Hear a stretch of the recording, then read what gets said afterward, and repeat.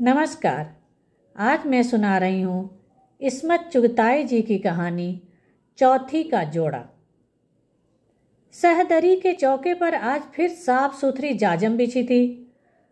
टूटी फूटी खपरेल की झिर्रियों में से धूप के आड़े तिरछे कतले पूरे दलान में बिखरे हुए थे। मोहल्ले टोले की औरतें खामोश और सहमी हुई सी बैठी थीं, जैसे कोई बड़ी वारदात होने वाली हो। माँओं ने बच्चे छाती से लगा लिए थे। कभी कभी कोई मुनहन्नी सा चरचरम बच्चा रसद की कमी की दुहाई देकर चिल्ला उठता, नाए नाए मेरे लाल। दुबली पतली माँ उसे घुटने पर लिटाकर यूं हिलाती जैसे धान मिले चावल सूप में पटक रही हो, और बच्चा हुंकारे भर के खामोश हो जाता। आज कितनी आस भरी निगाहें कुबरा की माँ के मुतफक्किर चेहरे को तक रही थीं। छोटे अर्ज की टूल के 2 पार्ट तो जोड़ लिए गए, मगर अभी सफ़ेद गजी का निशान ब्योतने की किसी की हिम्मत न पड़ती थी। काट छाट के मामले में कुबरा की माँ का मर्तबा बहुत ऊंचा था। उनके सूखे सूखे हाथों ने न जाने कितने जहेज संवारे थे, कितने छठी छूछक तैयार किए थे और कितने ही कफन ब्योते थे। जहाँ कहीं मोहल्ले में कपड़ा कम पड़ जाता और लाख जतन पर भी ब्योत न बैठती, कुबरा की माँ के पास केस लाया जाता। कुबरा की माँ कपड़े के कान निकालती, कलफ तोड़ती, कभी तिकोन बनाती, कभी चौखूटा करती और दिल ही दिल में कैंची चलाकर आंखों से नाप तोल कर मुस्कुरा उठती। आस्तीन और घेर तो निकल आएगा, गिरेबान के लिए कतरन मेरी बक्ची से ले लो, और मुश्किल आसान हो जाती।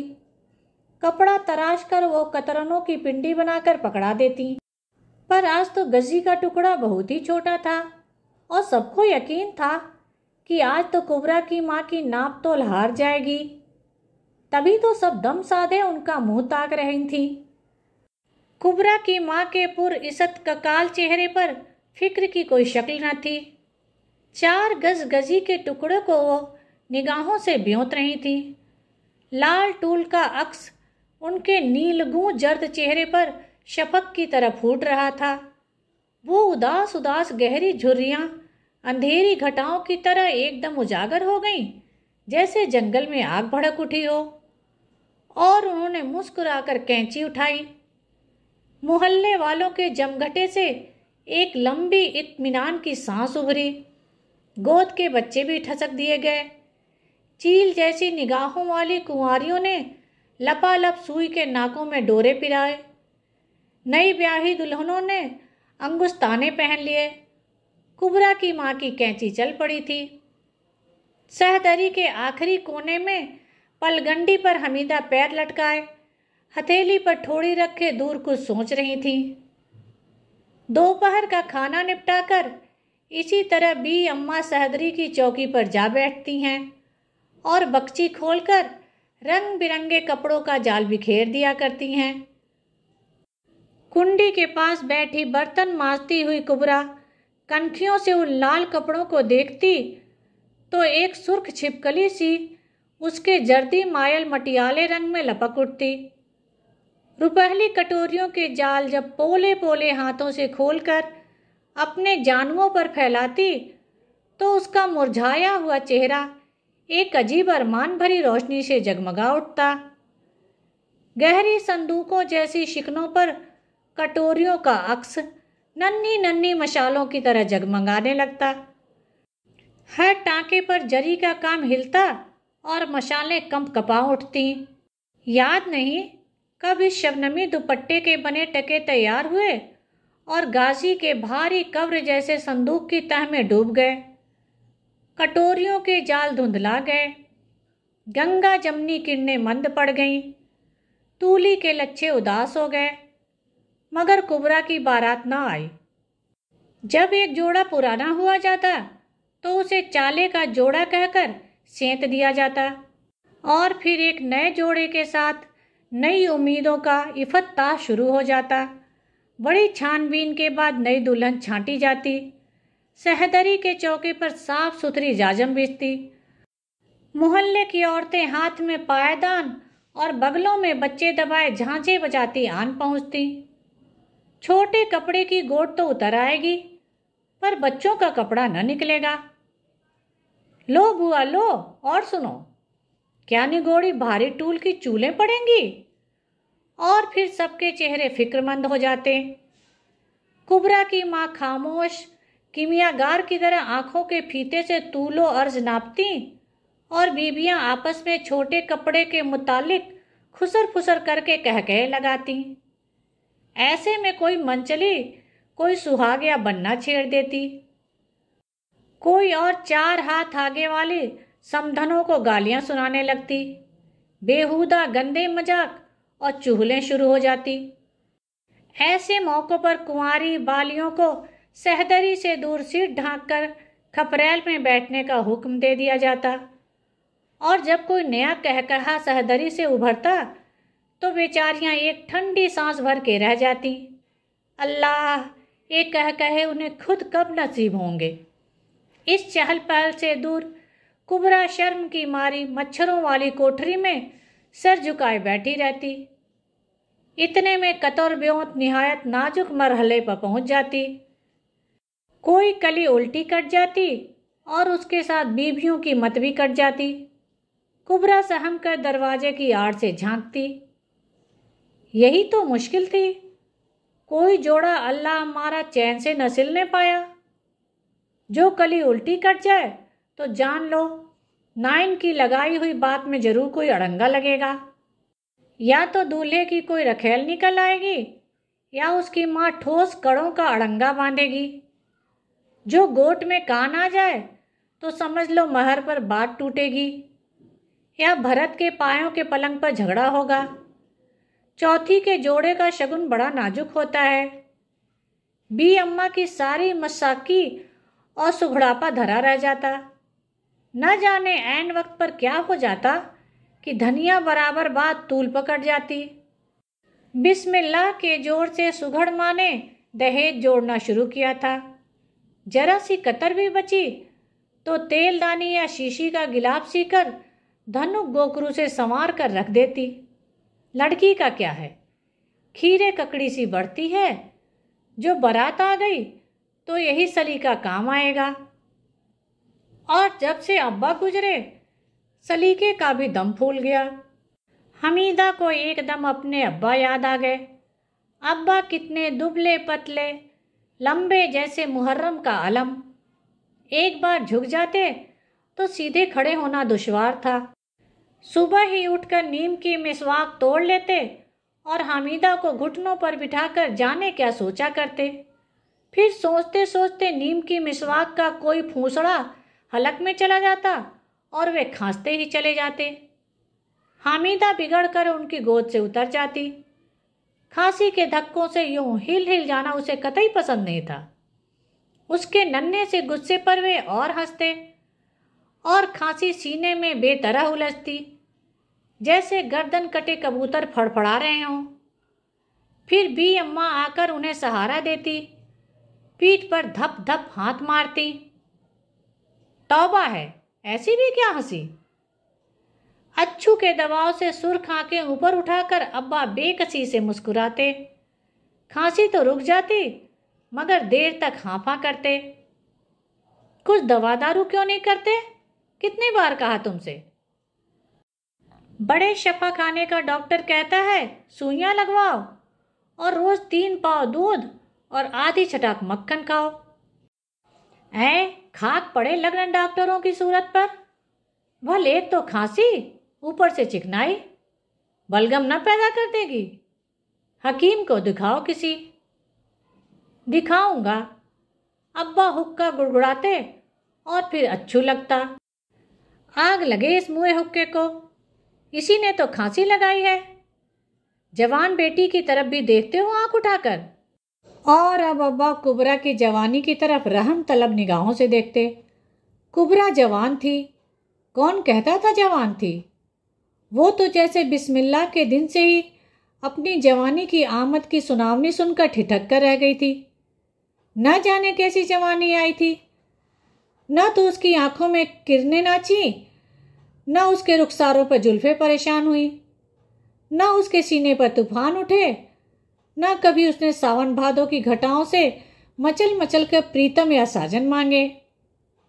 वो झुकी झुकी सहमी सहमी जवानी न जाने कब दबे पांव उस पर रेंग आई, वैसे ही चुपचाप न जाने किधर चल दी। मीठा बरस नमकीन हुआ और फिर कड़वा हो गया। अब्बा एक दिन चौखट पर मुंह औंधे गिरे और उन्हें उठाने के लिए किसी हकीम या डॉक्टर का नुस्खा न काम आ सका, और हमीदा ने मीठी रोटी के लिए जिद करनी छोड़ दी। कुबरा के पैगाम न जाने किधर रास्ता भूल गए। जानो किसी को मालूम ही नहीं कि इस टाट के पर्दे के पीछे किसी की जवानी आखिरी सिसकियां ले रही है और एक नई जवानी सांप के फन की तरह उठ रही है। मगर बी अम्मा का दस्तूर न टूटा। वो इसी तरह रोज रोज दोपहरी में सहदरी में रंग बिरंगे कपड़े फैलाकर गुड़ियों का खेल खेला करती हैं। कहीं न कहीं से जोड़ जमा करके शरबत के महीने में क्रेप का दुपट्टा 7.5 रुपये में खरीद ही डाला। बात ही ऐसी थी कि बगैर खरीदे गुजारा न था। मंझले मामू का तार आया कि उनका बड़ा लड़का राहत पुलिस की ट्रेनिंग के सिलसिले में आ रहा है। बी अम्मा को तो बस एकदम जैसे घबराहट का दौरा पड़ गया।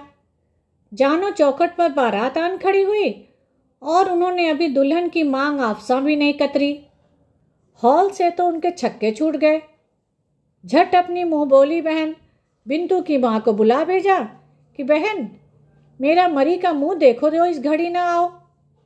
फिर दोनों में खुसर फुसर हुई। बीच में एक नज़र दोनों कुबरा पर भी डाल लेती, जो दालान में बैठी चावल फटक रही थी। वो इस काना फूसी की जबान को अच्छी तरह समझती थी। उसी वक्त बी अम्मा ने कानों से 4 माशा की लौंगे उतारकर मुंह बोली बहन के हवाले की। जैसे तैसे करके शाम तक तोला भर गोकरू, 6 मासा सलमा सितारा और पाव गज नेफे के लिए टूल ला दे। बाहर की तरफ वाला कमरा झाड़ पोंछ कर तैयार किया गया। थोड़ा सा चूना मंगाकर कुबरा ने अपने हाथों से कमरा पोत डाला। कमरा तो चिट्टा हो गया मगर उसकी हथेलियों की खाल उड़ गई। और जब वो शाम को मसाला पीसने बैठी तो चक्कर खाकर दोहरी हो गई। सारी रातें करवटें बदलते गुजरी। एक तो हथेलियों की वजह से, दूसरे सुबह की गाड़ी से राहत आ रहे थे। अल्लाह मेरे अल्लाह मियाँ, अब के तो मेरी आपा का नसीब खुल जाए। मेरे अल्लाह, मैं 100 रकात नाफिल तेरे दरगाह में पढ़ूंगी। हमीदा ने फजीर की नमाज पढ़कर दुआ मांगी। सुबह जब राहत भाई आए तो कुबरा पहले से ही मच्छरों वाली कोठरी में जा छुपी थी। जब सेवइयों और पराठों का नाश्ता करके बैठक में चले गए तो धीरे धीरे नई दुल्हन की तरह पांव रखती हुई कुबरा कोठरी से निकली और जूठे बर्तन उठा लिए। लाओ मैं धो दूं आपा। हामिदा ने शरारत की। नहीं, वो शर्म से झुक गई। हमीदा छेड़ती रही, बी अम्मा मुस्कुराती रहीं और क्रेप के दुपट्टे में लप्पा टांगती रहीं। जिस रास्ते कान की लौंग गई थी उसी रास्ते फूल पत्ता और चांदी की पाजेब भी चल दी थी, और फिर हाथों की 2-2 चूड़ियां भी, जो मंझले मामू ने रंडापा उतारने पर दी थी। रूखी सूखी खुद खाकर आए दिन राहत के लिए पराठे तले जाते, कोफ्ते भुना पुलाव महकते। खुद सूखा निवाला पानी से उतारकर वो होने वाले दामाद को गोश्त के लच्छे खिलाती। जमाना बड़ा खराब है बेटी, वो हमीदा को मुंह फुलाए देखकर कहा करती, और सोचा करती हम भूखे रहकर दामाद को खिला रहे हैं। बी आपा सुबह सवेरे उठकर मशीन की तरह जुट जाती हैं। निहार मुंह पानी का घुट पीकर राहत के लिए पराठे तलती हैं, दूध औटाती हैं ताकि मोटी सी मलाई पड़े। उसका बस नहीं था कि वो अपनी चर्बी निकालकर उन पराठों में भर दे, और क्यों न भरे, आखिर को वह एक दिन उसी का हो जाएगा। जो कुछ कमाएगा उसी की हथेली पर रख देगा। फल देने वाले पौधे को कौन नहीं सींचता। फिर एक दिन फूल खिलेंगे और फूलों से लदी हुई डाली झुकेगी तो ये ताना देने वालियों के मुंह पर कैसा जूता पड़ेगा। और उस ख्याल से ही बी आपा के चेहरे पर सुहाग खेल उठता। कानों में शहनाइयां बजने लगती और वो राहत भाई के कमरे को पलकों से झाड़ती, उसके कपड़ों को प्यार से तह करती जैसे वे उनसे कुछ कहते हों। वो उनके बदबूदार चूहों जैसे सड़े हुए मोजे धोती, बिसांदी बनियाइन और नाक से लिपटे हुए रुमाल साफ करती। उसके तेल में चिपचिपाते हुए तकिए के गिलाफ पर स्वीट ड्रीम काटती। पर मामला चारों कोने चौकस नहीं बैठ रहा था। राहत सुबह अंडे पराठे डट कर खाता और शाम को आकर कोफ्ते खाकर सो जाता। और बी अम्मा की मुंह बोली बहन हाकिमाना अंदाज में खुसुर फुसुर करती। बड़ा शर्मीला है बेचारा, बी अम्मा तौलिया पेश करती। हाँ ये तो ठीक है, पर भाई कुछ तो पता चले, रंग ढंग से, कुछ आंखों से। अय नऊज, खुदा न करे मेरी लौंडियां आंखें लड़ाएं, उसका आंचल भी नहीं देखा है किसी ने, बी अम्मा फख्र से कहती। तो पर्दा तुरवाने को कौन कहे है। बी आपा के पके मुहासों को देखकर उन्हें बी अम्मा की दूरअंदेशी की दाद देनी पड़ती। बहन, तुम तो सच में बहुत भोली हो। मैं कब कहूँ, ये छोटी नुगोड़ी कौन सी बकरीद को काम आएगी। वो मेरी तरफ देखकर हंसती। अरे उनक चढ़ी, बहनों से कोई बातचीत, कोई हंसी मजाक। ओह अरे चल दीवानी। तो मैं क्या करूं खाला, राहत मियाँ से बातचीत क्यों नहीं करती। भैया हमें तो शर्म आती है। वो तो तुझे फाड़ ही खाएगा ना, बी अम्मा चिढ़ाकर बोलती। और फिर मिसकोट हुई। बड़ी सोच विचार के बाद खली के कबाब बनाए गए। आज बी आपा भी कई बार मुस्कुरा पड़ी। चुपके से बोली, देखना हंसना नहीं तो सारा खेल बिगड़ जाएगा। नहीं हंसूंगी, मैंने वादा किया। खाना खा लीजिए, मैंने चौकी पर खाने की सेनी रखते हुए कहा। फिर जो पार्टी के नीचे रखे हुए लोटे से हाथ धोते वक्त मेरी तरफ सिर से पांव तक देखा तो मैं भागी वहां से। अल्लाह तौबा, क्या खूनी आंखें हैं। जा निगोड़ी मरी, अरे देख तो सही वो कैसा मुंह बनाते हैं, सारा मजा किरकिरा हो जाएगा। आपा भी ने एक बार मेरी तरफ देखा। उनकी आंखों में इल्तिजा थी। लुटी हुई बारातों का गुबार था और चौथी के पुराने जोड़ों की मंद उदासी। मैं सिर झुकाए फिर खंबे से लगकर खड़ी हो गई। राहत खामोश खाते रहे, मेरी तरफ न देखा। खली के कबाब खाते देखकर मुझे चाहिए था कि मजाक उड़ाऊं, कहे लगाऊं कि वाह जी वाह, दूल्हा भाई खली के कबाब खा रहे हो। मगर जानो किसी ने मेरा नरखरा दबोच लिया हो। बी अम्मा ने जलकर मुझे वापस बुला लिया और मुंह ही मुंह में मुझे कोसने लगी। अब मैं उनसे क्या कहती कि वो मज़े से खा रहा है कमबख्त। राहत भाई, कोफ्ते पसंद आए, बी अम्मा के सिखाने पर मैंने पूछा। जवाब नदारद। बताइए ना। अरे ठीक से जाकर पूछ, बी अम्मा ने टोका। आपने ला कर दिए और हमने खाए, मज़ेदार ही होंगे। अरे वाह रे जंगली, बी अम्मा से न रहा गया। तुम्हें पता ही न चला, क्या मज़े से खली के कबाब खा गए। खली के? अरे तो रोज काहे के होते हैं, मैं तो आदी हो चला हूं खली और भूसा खाने का।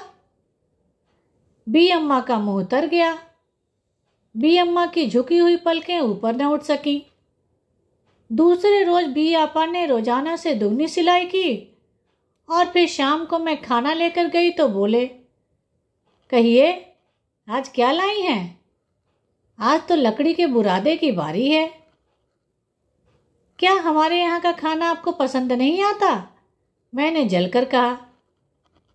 ये बात नहीं, कुछ अजीब सा मालूम होता है, कभी खली के कबाब तो कभी भूसे की तरकारी। मेरे तन बदन में आग लग गई। हम सूखी रोटी खाकर इस हाथी की खुराक दें? घी टपकते पराठे ठुसाएं? मेरी बी आपा को जूसांदा नसीब नहीं और उसे दूध मलाई निकलवाएं? मैं भन्ना कर चली आई। बी अम्मा की मुंहबोली बहन का नुस्खा काम आ गया और राहत ने दिन का ज़्यादा हिस्सा घर में ही गुजारना शुरू कर दिया। बी आपा तो चूल्हे में झुकी रहती, बी अम्मा चौथी के जोड़े सिया करती और राहत की गलीज आंखों के तीर मेरे दिल में चुभा करते। बात बेबात छेड़ना, खाना खिलाते वक्त कभी पानी तो कभी नमक के बहाने और साथ साथ जुमलेबाजी। मैं खिसिया कर बी आपा के पास जा बैठती।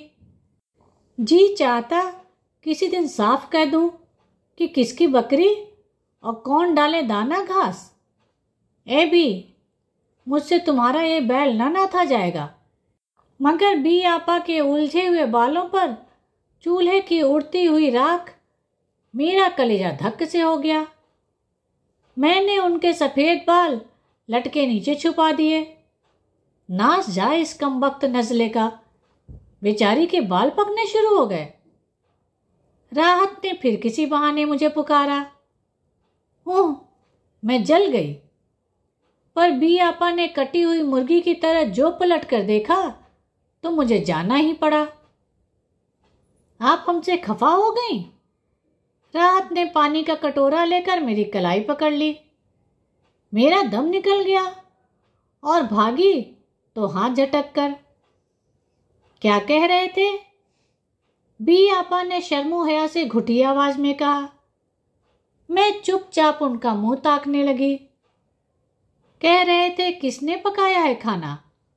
वाह जी वाह, जी चाहता है खाता ही चला जाऊं, पकाने वाले के हाथ खा जाऊं।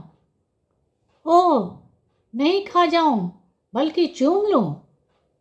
मैंने जल्दी जल्दी कहना शुरू किया और बी आपा का खुरदुरा हल्दी धनिया की बासंद में सड़ा हुआ हाथ अपने हाथ से लगा लिया। मेरे आंसू निकल आए। ये हाथ? मैंने सोचा, जो सुबह से शाम तक मसाला पीसते हैं, पानी भरते हैं, प्याज काटते हैं, बिस्तर बिछाते हैं, जूते साफ करते हैं, ये बेकस गुलाम की तरह सुबह से शाम तक जुटे ही रहते हैं। इनकी बेगार कब खत्म होगी? क्या इनका कोई खरीदार ना आएगा? क्या कभी इन्हें प्यार से न चूमेगा? क्या इनमें कभी मेहंदी न रचेगी? क्या इनमें कभी सुहाग का इतर न बसेगा? जी चाहा जोर से चीख पड़ूं। और क्या कह रहे थे? बी आपा के हाथ तो इतने खुरदुरे थे, पर आवाज़ इतनी रसीली और मीठी थी कि राहत के अगर कान होते, मगर कान न थे, न नाक, बस दोजक जैसा पेट था। और कह रहे थे अपनी बी आपा से कहना कि इतना काम न किया करें और जो शांदा पिया करें। चल झूठी। अरे वाह, झूठे होंगे आपके वो। अरे चुप मुर्दार। उन्होंने मेरा मुंह बंद कर दिया। देख तो स्वेटर बुन गया है, उन्हें दे आ। पर देख, तुझे मेरी कसम, मेरा नाम न लीजो। नहीं भी आपा, उन्हें न दो स्वेटर।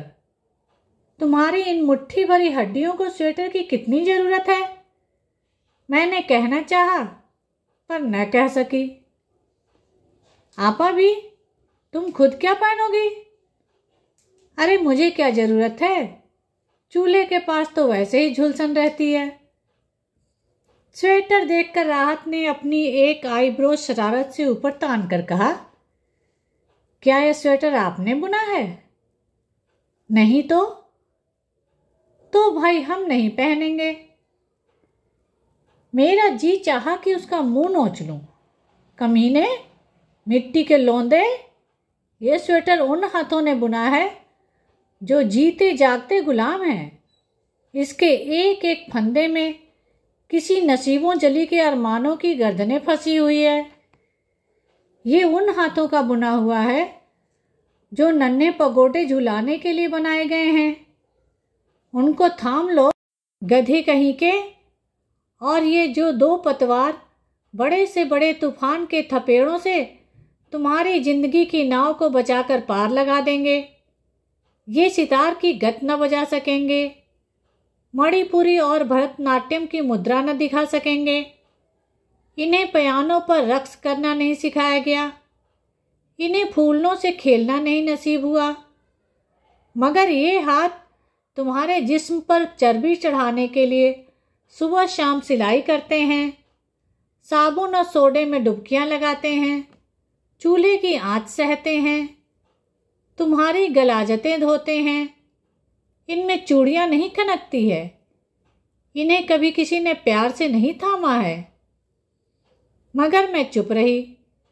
बी अम्मा कहती हैं, मेरा दिमाग तो नई नई सहेलियों ने खराब कर दिया है। वो मुझे कैसी नई नई बातें बताया करती हैं, कैसी डरावनी मौत की बातें, भूख और काल की बातें, धड़कते हुए दिल के एकदम चुप हो जाने की बातें। ये स्वेटर तो आप ही पहन लीजिए, देखिए ना आपका कुर्ता कितना बारीक है। जंगली बिल्ली की तरह मैंने उसका मुंह नाक गिरेबान नोच डाले और अपनी पलगंडी पर जा गिरी। बी आपा ने आखिरी रोटी डालकर जल्दी जल्दी तसले में हाथ धोए और आंचल से पोंछती मेरे पास आ बैठी। वो बोले, उनसे न रहा गया तो धड़कते हुए दिल से पूछा, बी आपा ये राहत भाई बड़े खराब आदमी हैं। मैंने सोचा मैं आज सब कुछ बता दूंगी। क्यों? वो मुस्कुराई। मुझे अच्छे नहीं लगते। देखिए मेरी सारी चूड़ियां चूर चूर हो गईं। मैंने कांपते हुए कहा। बड़े शरीर हैं, उन्होंने रोमांटिक आवाज में शर्मा कर कहा। बी आपा सुनो, बी आपा ये राहत आदमी अच्छे नहीं हैं, मैंने सुलग कर कहा। आज मैं बी अम्मा से कह दूंगी। क्या हुआ? बी अम्मा ने जनमाज बिछाते हुए कहा। देखिए मेरी चूड़ियां बी अम्मा। राहत ने तोड़ डाली। बी अम्मा मसर्रत से चहक कर बोली, हाँ खूब किया, तुझे सताती भी तो बहुत है। है तो दम काहे का निकल गया? बड़ी मोम की नमी हुई हो कि हाथ लगाया और पिघल गई। फिर चुमकार कर बोली, खैर तू भी चौथी में बदला ले लीजियो, कसर निकाल लियो कि याद ही करें मियाँ जी। ये कहकर उन्होंने नियत बांध ली। मुंह बोली बहन से फिर कॉन्फ्रेंस हुई और मामले की उम्मीद। अफजा रास्ते पर गामजान देखकर अजहद खुशनूदी से मुस्कुराया गया। हैं तू तो बड़ी ही ठस है।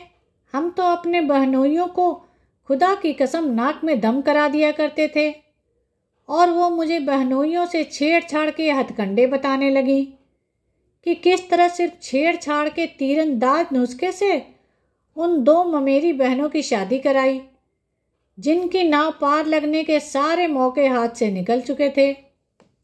एक तो उनमें से हकीम जी थे, जहां बेचारे को लड़कियां बालियां छेड़ती शर्माने लगते और शर्माते शर्माते इख्तिलाज के दौरे पड़ने लगते। और एक दिन मामू साहब से कह लिया कि मुझे गुलामी में ले लीजिए। दूसरे वायसराय के दफ्तर में क्लर्क थे, जहां सुना कि बाहर आए हैं लड़कियां छेड़ना शुरू कर देती। कभी गिलौरियों में मिर्चें भरकर भेज दें, कभी सेवइयों में नमक डालकर खिला दिया। लो वो तो रोज आने लगे। आंधी आए पानी आए, क्या मजाल जो वो न आए। आखिर एक दिन कहलवा ही दिया। अपने एक जान पहचान वाले से कहा कि उनके यहाँ शादी करा दो। पूछा कि भाई किससे? तो कहा किसी से भी करा दो और खुदा झूठ ना बुलवाए। तो बड़ी बहन की सूरत थी कि देखो तो जैसे बैंचा चला आता है। छोटी तो बस सुभान अल्लाह, एक आंख पूरब तो दूसरी पश्चिम। 15 तोले सोना दिया बाप ने और साहब के दफ्तर में नौकरी अलग दिलवाई। हाँ भाई, जिसके पास 15 तोले सोना हो और बड़े साहब के दफ्तर की नौकरी, उसे लड़का मिलते देर लगती है। बी अम्मा ने ठंडी सांस भरकर कहा। ये बात नहीं है बहन, आजकल लड़कों का दिल बस थाली का बैंगन होता है, जिधर झुका दो उधर ही लुढ़क जाएगा। मगर राहत तो बैगन नहीं, अच्छा खासा पहाड़ है। झुकाव देने पर कहीं मैं ही न फंस जाऊं, मैंने सोचा। फिर मैंने आपा की तरफ देखकर कहा। वो खामोश दहलीज पर बैठी आटा गूंद रही थी और सब कुछ सुनती जा रही थी। उसका बस चलता तो जमीन की छाती फाड़कर अपने कुंवारेपन की लानत समेत इसमें समा जाती। क्या मेरी आपा मर्द की भूखी हैं? नहीं, भूख के एहसास से तो वह पहले ही सम चुकी हैं। मर्द का तसव्वुर उनके मन में एक उमंग भरकर नहीं उभरा, बल्कि रोटी कपड़े का सवाल बनकर उभरा है। वो एक बेवा की छाती का बोझ है, इस बोझ को ढकेलना ही होगा। मगर इशारों कनायों के बावजूद भी राहत मियाँ न तो खुद मुंह से फूटे और न उनके घर से पैगाम आया। थक हार कर बी अम्मा ने पैरों के तोड़े गिरवी रखकर पीर मुश्किल कुशा की नियाज दिला डाली। दोपहर भर मोहल्ले टोले की लड़कियां शहन में उधर मचाती रहीं। बी आपा शर्माती लजाती मच्छरों वाली कोठरी में अपने खून की आखिरी बूंदें चुसाने को जा बैठी। बी अम्मा कमजोरी में अपनी चौकी पर जा बैठी, चौथी के जोड़े में आखिरी टाँके लगाती रहीं। आज उनके चेहरे पर मंजिलों के निशान थे। आज मुश्किल कुशाई होगी, बस आंखों की सुइयां रह गई हैं, वो भी निकल जाएंगी। आज उनकी झुर्रियों में फिर मुश्किल थरथरा रही थी। बी आपा की सहेलियां उनको छेड़ रही थीं और वह खून की बची खुची बूंदों को ताव में ला रही थी। आज कई रोज से उनका बुखार नहीं उतरा था। थके हारे दिए की तरह उनका चेहरा एक बार टिमटिमाता और फिर बुझ जाता। इशारे से उन्होंने मुझे अपने पास बुलाया। अपना आंचल हटाकर नियाज के मलीदे की तश्तरी मुझे थमा दी। इस पर मौलवी साहब ने दम किया है। उनकी बुखार से दहकती हुई गरम गरम सांसें मेरे कान में लगी। तश्तरी लेकर मैं सोचने लगी, मौलवी साहब ने दम किया है, ये मुकद्दस मलीदा अब राहत के पेट में झोंका जाएगा। वो तंदूर जो 6 महीने से हमारे खून के छींटों से गर्म रखा गया, ये दम किया हुआ मलीदा मुराद बर लाएगा। मेरे कानों में शादियाने बजने लगे। मैं भागी भागी कोठे से बारात देखने जा रही हूं। दूल्हे के मुंह पर लंबा सा सेहरा पड़ा है, जो घोड़े की अयालों को चूम रहा है। चौथी का शाहनी जोड़ा पहने, फूलों से लदी शर्म से निढाल, आहिस्ता आहिस्ता कदम तोलती हुई बी आपा चली आ रही हैं। चौथी का जरतार जोड़ा झिलमिला रहा है। बी अम्मा का चेहरा फूल की तरह खिला हुआ है। बी आपा की हया से बोझिल निगाहें एक बार ऊपर उठती हैं। शुक्राने का एक आंसू ढलक कर अफसा के जुर्मों में कुमकुमे की तरह उलझ जाता है। ये सब तेरी मेहनत का फल है, बी आपा कह रही हैं। हमीदा का गला भर आया। जाओ ना मेरी बहना। बी आपा ने उसे जगा दिया और चौंक कर ओढ़नी के आंचल से आंसू पोंछती ड्योरी की तरफ बढ़ी। ए मलीदा, उसने उछलते हुए दिल को काबू में रखते हुए कहा। उसके पैर लरज रहे थे। जैसे वो सांप की बांबी में घुस आई हो। फिर पहाड़ खिसका और मुंह खोल दिया। वो एक कदम पीछे हट गई, मगर दूर कहीं बारात की शहनाइयों ने चीख लगाई, जैसे कोई दिन का गला घोंट रहा हो। कांपते हाथों से मुकद्दस मलीदे का निवाला बनाकर सने राहत मियाँ के मुंह की तरफ बढ़ा दिए। एक झटके से उसका हाथ पहाड़ की खो में डूबता चला गया। नीचे ताफुन और तारीकी से अथाह गार की गहराइयों में एक बड़ी सी चट्टान ने उसकी चीख को घोंटा। नियाज मलीदे की रकाबी हाथ से छूटकर लालटेन के ऊपर गिरी और लालटेन ने जमीन पर गिरकर 2-4 सिसकियां भरी और गुल हो गईं। बाहर आंगन में मोहल्ले की बहू बेटियां मुश्किल कुशा की शान में गीत गा रही थीं। सुबह की गाड़ी से राहत मेहमान नवाजी का शुक्रिया अदा करता हुआ चला गया। उसकी शादी की तारीख तय हो चुकी थी और उसे जल्दी थी। उसके बाद इस घर में कभी अंडे न तले गए, पराठे न सिके और न स्वेटर बुने। दिक जो एक अरसे से बी आपा की ताक में भागी पीछे पीछे आ रही थी, एक ही जस्त में उन्हें दबोच बैठी और उन्होंने अपना नामुराद वजूद चुपचाप उसकी आगोश में सौंप दिया। और फिर उसी सहदरी में साफ सुथरी जाजम बिछाई गई। मोहल्ले की बहू बेटियां जुड़ी। कफन का सफ़ेद लट्ठा मौत के आंचल की तरह बी अम्मा के सामने फैल गया। तहम्मुल के बोझ से उनका चेहरा लरज रहा था। बाईं आंख फड़क रही थी। गालों की सुनसान झुर्रियां भाएं भाएं कर रही थी, जैसे उनमें लाखों अजदहे फुंकार रहे हों। लट्ठे के कान निकालकर उन्होंने चौपरत किया और उनके फिल्म में अगणित कैंचियां चल गईं।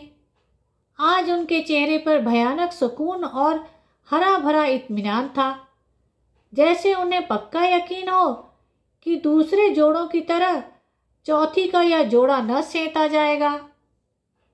एकदम सहदरी में बैठी लड़कियां बालियां मैनाओं की तरह चहकने लगी। हमीदा मांझी को दूर झटक उनके साथ जा मिली। लाल टूल पर सफेद गजी का निशान। इसकी सुर्खी में न जाने कितने मासूम दुल्हनों का सुहाग रचा है और सफेदी में कितनी नामुराद कुंवारियों के कफन की सफेदी डूबकर उभरी है। और फिर सब एकदम खामोश हो गए। बी अम्मा ने आखिरी टांका भर के डोरा तोड़ लिया। 2 मोटे मोटे आंसू उनके रूई जैसे नरम गालों पर धीरे धीरे रेंगने लगे। उनके चेहरों की शिकनों में से रोशनी की किरणें फूट निकली और वो मुस्कुरा दी, जैसे आज उन्हें इत्मीनान हो गया कि उनकी कुबरा का सुआ जोड़ा बनकर तैयार हो गया हो और कोई अदम में शहनाइयां बज उठेंगी। धन्यवाद। मेरे चैनल को लाइक करें, शेयर करें और सब्सक्राइब करें, जिससे सभी कहानियां समय पर मिल जाएं।